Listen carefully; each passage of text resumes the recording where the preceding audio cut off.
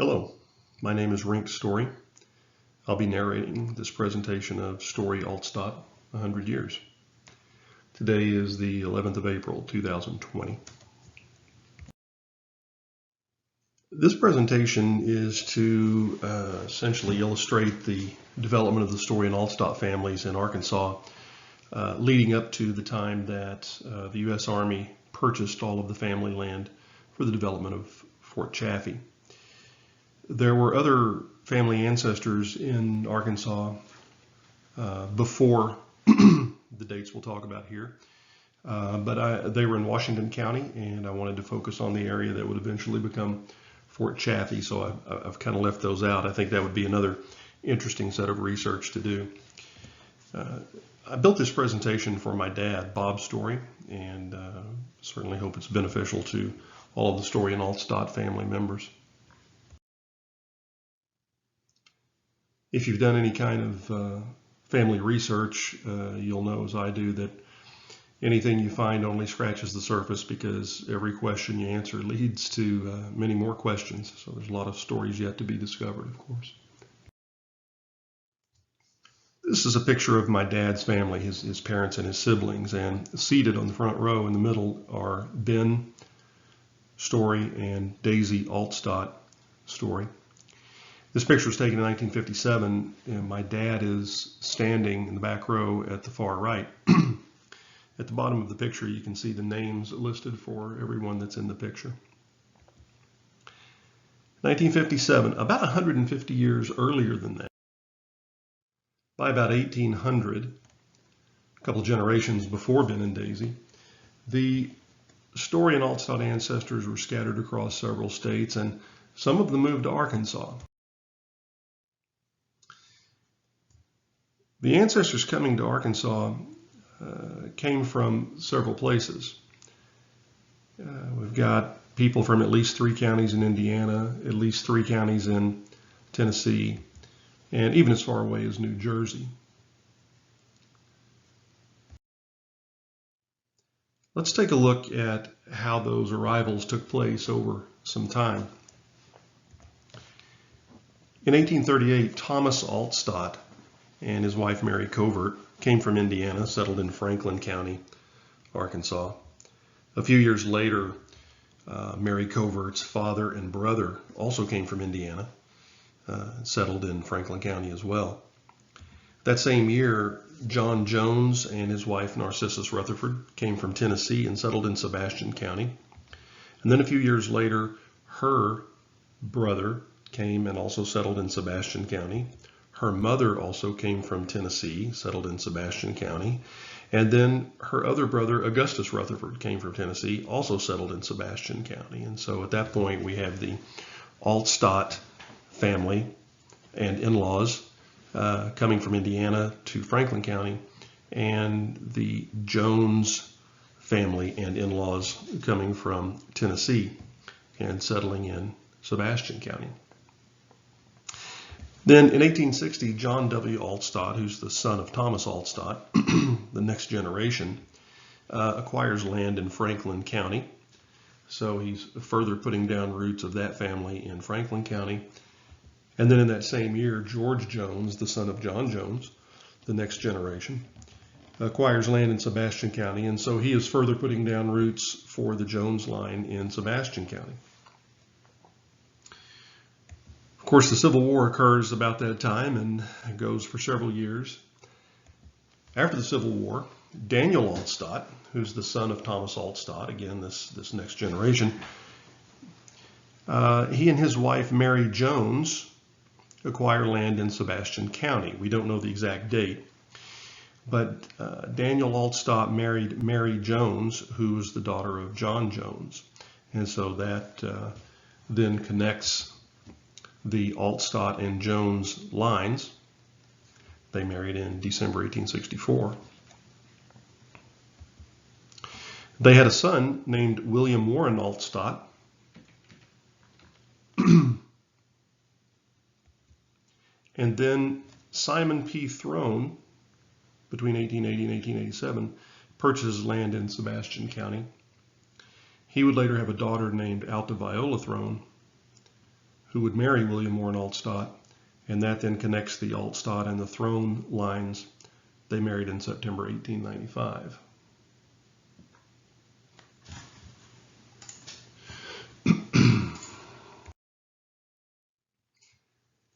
Now let's take a look at how all that developed geographically. The first thing was the Altstatt and Covert family coming to Franklin County. Then the Jones and Rutherford families coming to Sebastian County. And even further in Sebastian County with Narcissus's brothers, Clinton and Augustus, and her mother. Then we have the next generation Altstatt in Sebastian County, as well as Simon Throne arriving in Sebastian County. And next we'll zoom in and take a look at the area represented by that red dotted rectangle. So this is the area that we generally call the family farm. And you can see near the center of the picture that these are lands owned by John Jones and then his son George Jones, just to the left of his father. And then the area outlined by the blue T-shaped parcel, that's the farm of Daniel S. Altstatt. And again, Daniel married John Jones' daughter, so he was son-in-law to John Jones and he was brother-in-law to George W. Jones. You can also see, if you look further south, a square labeled with Simon P. Throne. And then further to the southeast, more land owned by John Jones. He owned several parcels, not all of them next to each other. This is a slide that I added for my dad because these pink highlighted areas were owned by Clinton Rutherford and his mother. Again, that's the brother of Narcissus Rutherford, who's married to John Jones. And this is an area near where we used to live in Fort Smith, Arkansas. And the first thing I'll highlight is this neighborhood. This parcel of land is now a neighborhood in Fort Smith known as Skyline Estates. This parcel near the bottom is next to a building that housed Hutchison Shoe Company, which was actually the shoe division of Walmart stores. And I worked there myself from 1982 to 1991. And in the 9 years that I worked there, I had no idea that I was just across the street from land owned by our ancestors. The next place I'll highlight is Village Harbor, this neighborhood in Fort Smith. And that's a neighborhood that my parents lived in from 1975 to 2001, and I lived with them there during junior high and high school at that yellow pin labeled 10306 Meandering Way. And little did we know during all those years that we were so close to land that had been owned by the ancestors of our family. I mentioned some of the ancestors moved to Arkansas, and during that time, some were moving to Nebraska. So here's Nebraska, and what we'll do is take a look at how people got there. And we had one ancestor from Kent County, Michigan, more on that question mark in a minute. And then we also had people from Fayette County, Pennsylvania. So let's take a look at how that developed over some time. In 1890, Deborah Burgess acquired a homestead in Wheeler County, Nebraska. Deborah Burgess was my dad's grandmother. And there's a time range listed there, 1884/1890, because I've concluded that the way the homestead land patents worked was that an application was made, and then after the application, some work was done to the land to improve it or to make it viable. And then at some point when that could be certified, the grant was made. So Deborah Burgess applied for her homestead land patent in 1884. It was granted in 1890, and in the meantime, she had built a cabin and some farm area. At the same time, actually applied a year later, but granted on the same day, Catherine Burgess Thaler acquired a homestead land patent in Wheeler County as well. Catherine is Deborah's mother.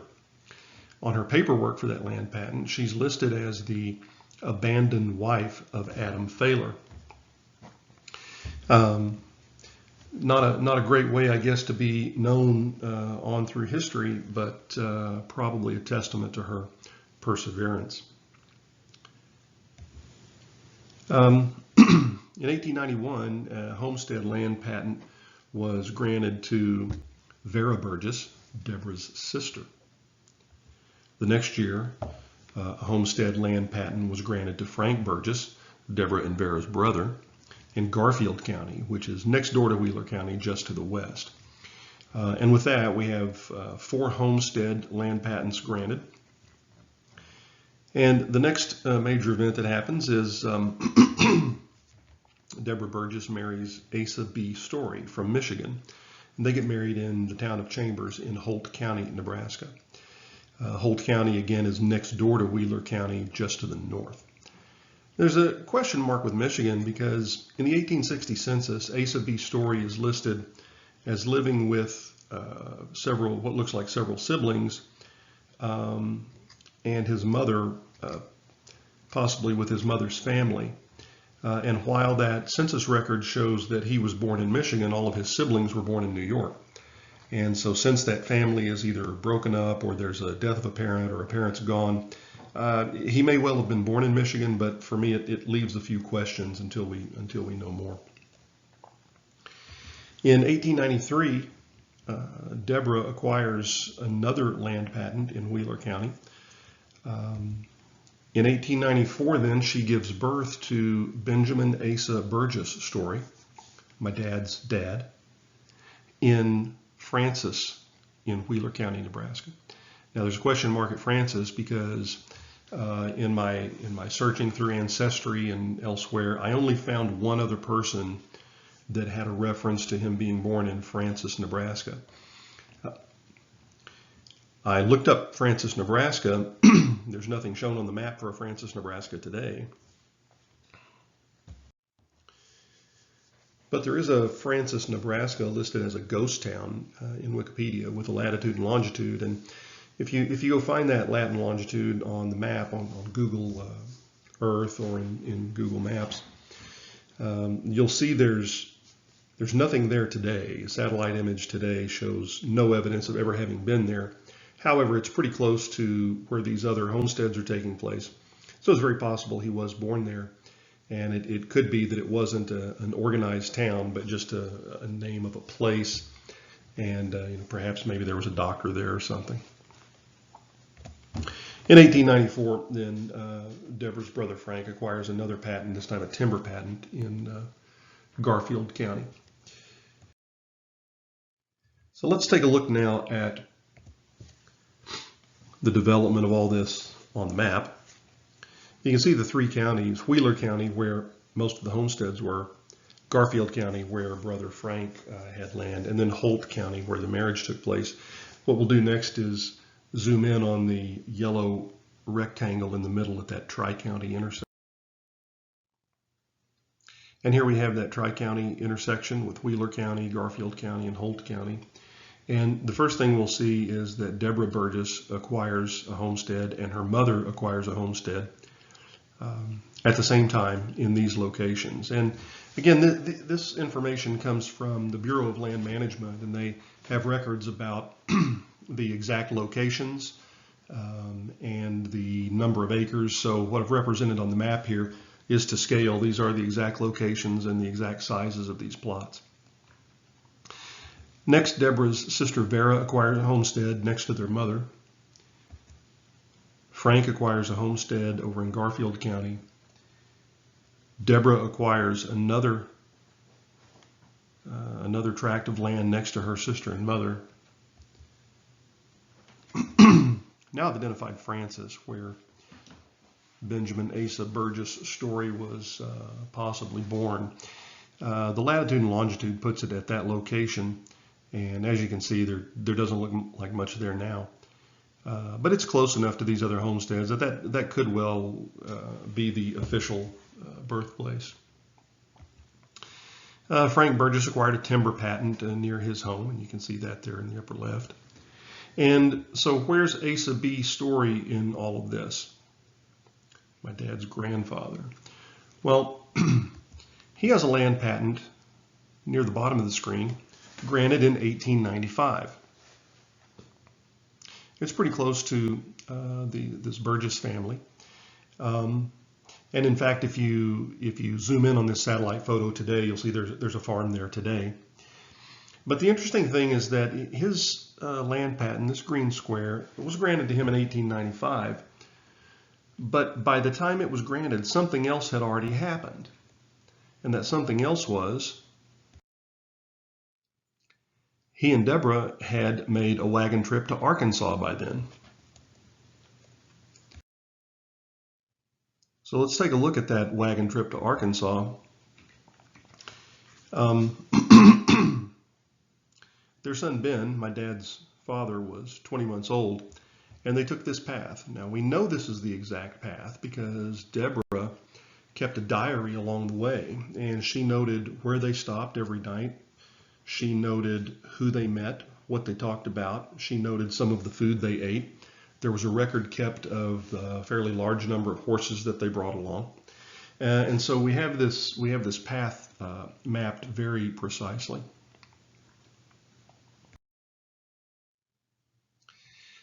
Let's take a minute and look at the very end of their wagon trip. And from Deborah's journal, we know that on Saturday, October 12th, they drove southeast from Fort Smith on what they called a little back road and camped at a small prairie 15 miles from Fort Smith. Well, I believe that little back road was probably what is now Arkansas State Highway 22. And it goes southeast from Fort Smith. And if we follow that road 15 miles from Fort Smith, we get to this place identified by the red pin. That's exactly 15 miles from Fort Smith. It's on Highway 22, and from a satellite photo you can see that even today it looks like a small prairie. The next day she says they drive by a church and up the mountain and down the other side 5 miles. Well, if you look near the bottom of the picture, there's a white line going from southwest to northeast through the family farm area. That white line represents a ridge, and that ridge is really the only high spot in this area. And it's really not very high. It's a few hundred feet. We probably wouldn't call it a mountain.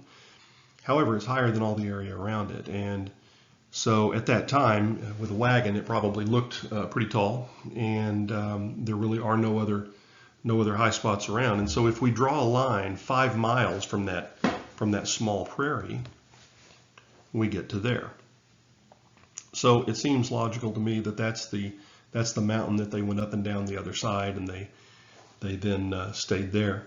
Her diary indicates that they camped there 1 week and then moved on the farm bought of John Milharn, the A.B. Storey Farm. Well, in her diary, the handwriting appears to say the name Milharn. However, we know from official land records that there was a farm owned by John Milhone, as outlined here. So I believe that probably her handwriting is either not clear or she just got the name wrong, and it was actually John Milhone. Because by 1903, a map indicates that there is an A.B. Storey farm right here in this green L-shaped area.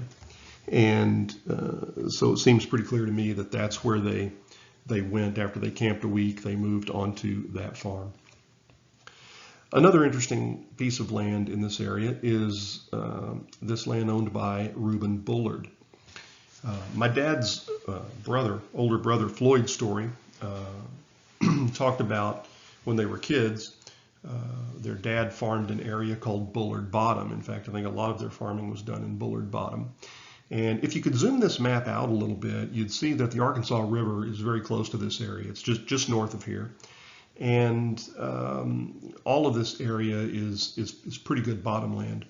And so I think probably that's the area of Bullard Bottom. And So we keep finding things on maps that back up Floyd's memory really well. So I think his memory about these things was very, very good. We'll hear more about that later in the presentation. Next, we'll take a look at what happened in 1941 when the Army came in and bought the family farm. It wasn't just our family's farm. They bought lots of family farms. And they displaced a lot of families. And in fact, this is the area that became Camp Chaffee. And in fact, I think not 100% of this at the time. It's grown a little bit since then, but not much. And so as you can see, obviously, our family's farm, as well as lots of other family farms, would have been displaced at that time.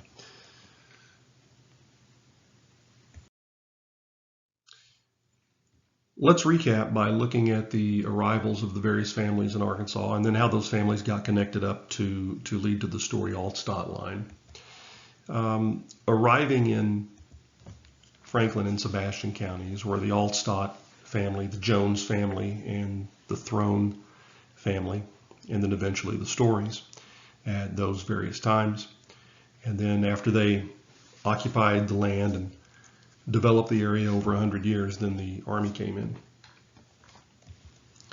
And then the families got connected in this way. Altstatt and Jones connected with a marriage in 1864. And then their son Altstatt and married Throne in 1895. And then Storey and Altstatt married in 1916. And if you think back to the map, the A.B. Storey Farm was next door to the Altstatt farm, in fact, just across a road.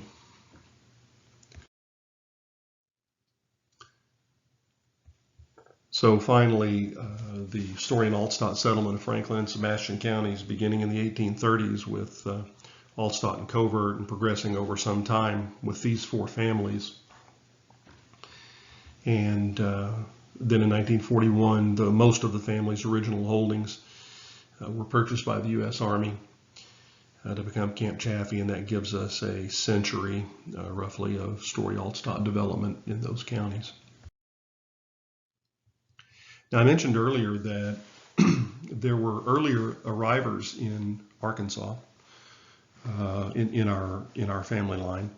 Ruth Hayes, who was a grandmother of Narcissus Rutherford, she, along with some of her sons, which would be Narcissus's uncles, they came to Washington County, Arkansas, northwest Arkansas, in about 1830 or so. She was widowed from Elliot Rutherford a few years earlier. I chose not to dig into that part of the family because I was focused on the development of areas that would later become Fort Chaffee. But this would probably as well be an interesting branch of the family to look into. Up next is the appendix, and certainly feel free to pause this video at any time if you want to spend a little more time on things. I'll go through them pretty quickly.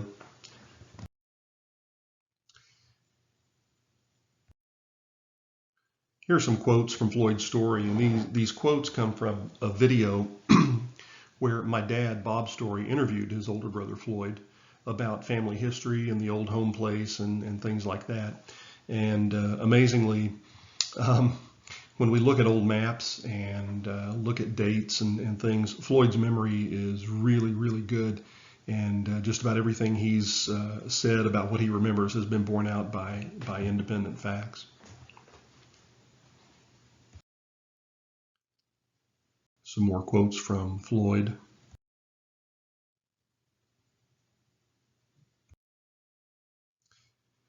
These are some notes about Floyd's quotes where I've tried to tie his quotes together with some of the stuff in the presentation. Some interesting information about the Civil War as it impacted our family.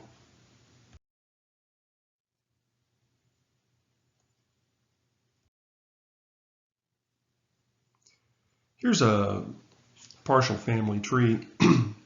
This starts with my dad's parents, Ben Storey and Daisy Altstatt Storey, and that traces their lines back. And what I've tried to do is highlight the people who were the first arrivers in Arkansas and where they came from. And then this takes Ben Storey's line back one more level. And this partial tree takes Daisy Altstatt's line back one level. Again, I've tried to indicate the first arrivers in Arkansas and where they came from. These maps turned out to be very helpful. These are from plat books done for Sebastian County in 1887 and then again in 1903. On the left is the 1887 map, and you can see that Daniel S. Altstatt has a farm there by that time. R.M. Jones, who's known in Floyd's interview as Uncle Bob, I believe, he has land outlined here, and he's connected to John Jones, the original settler in Sebastian County. And then you can see in the bottom right-hand corner of that map, Simon P. Throne. By 1903, those three farms are still there, those three people, also with the addition of A.B. Storey, which you can see is carved out of the Millhone farm. Now, along with the 1903 map, in that plat book, there were photographs of some of the homes in Sebastian County, some of the homesteads. And one of the pictures included was this picture, and it's the home of Daniel S. Altstatt. And you can see that section, township, and range number that corresponds exactly with the D.S. Altstatt farm on the map. And so this would be their home, and someone in this picture would be Daniel S. Altstatt, and I'm not sure which person that is. But again, Daniel S. Altstatt would have been Daisy Altstatt's grandfather, my dad's great-grandfather.